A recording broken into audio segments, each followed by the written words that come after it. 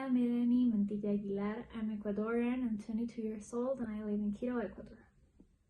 Well, I have always been interested in understanding how is it that environmental policies are so hard to apply on country, and especially when I was in fourth semester of my career, which was international relations.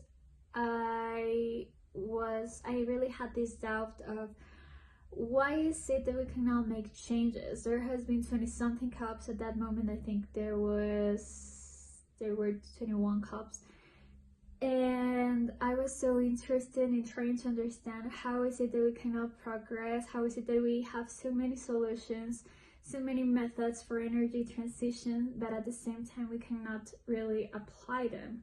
Why we cannot make tangible changes, you know?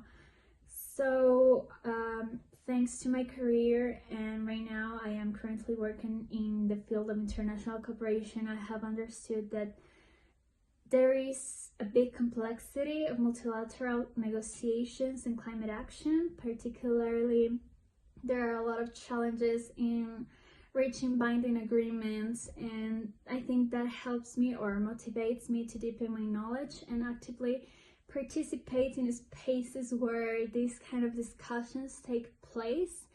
For me, the COP30 represents a key opportunity to engage with international leaderships, understand negotiation dynamics firsthand, and contribute to discussions that will shape the future of climate governance. My leadership in social environmental matters is quite recent, really. I wouldn't say I have done big movements or changes or impacts. I have always been the type of person that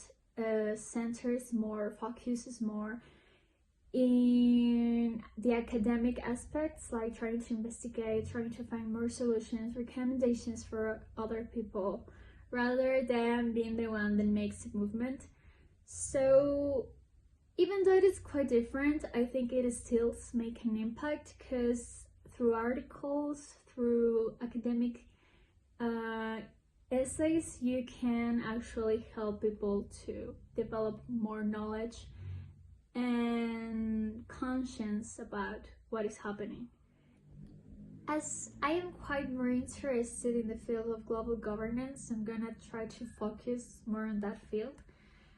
So for me, one of the biggest challenges that Ecuador is facing nowadays is to understand how to translate the international agreements that we are part of into concrete actions.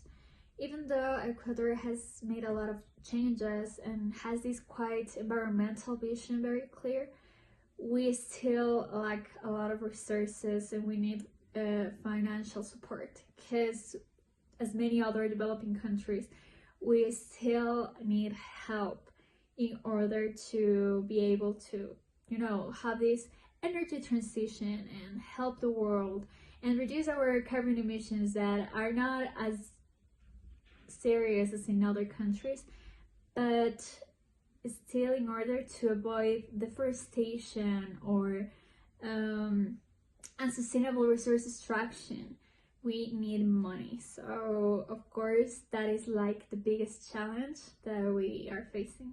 I think it is important to have young people in this type of fields, because at the end of the day, it's not like we can make big changes or make big impacts. We're not in the position of doing that yet, but I know we can bring innovative solutions or maybe new diplomacy approaches.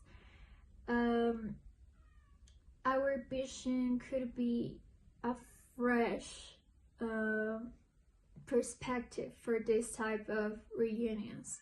And also, at the end of the day, young people is going to be the future diplomats or the future policymakers, So I think that by watching what is happening nowadays, we kind of get inspired and learn a lot about what could be done better or what we could replicate.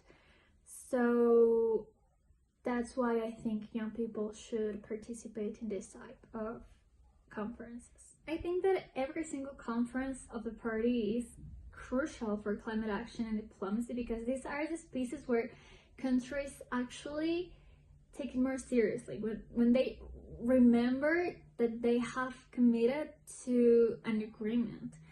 These are spaces where every single country can see or can say, okay, I have done something, or maybe I haven't done this, or could someone help me? Could someone put itself in my position so you could understand how hard it is for me to do that? I do not have money, I do not have resources, how could you help me?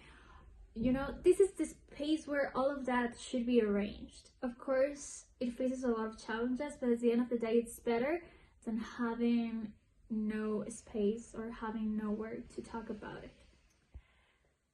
I think my main proposals or contributions would be related, of course, in the field of global environmental governance. Talk a lot about the history of the conferences of the parties, the challenges that they have had in the past. And of course, also, I studied like the specific cases of India and China, which are very, very important countries in this type of conferences, because they have or tend to make decisions go in a different direction than what is expected. So I could help in trying to understand why some countries may look reluctant to apply some decisions. I could help in a very more critic vision, rather than talking about solutions.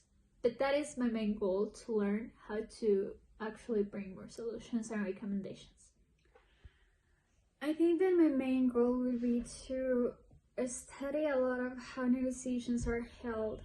You know, I would focus on advocating for stronger accountability mechanisms with the UNFCCC framework to ensure that commitments made by countries translate into concrete actions.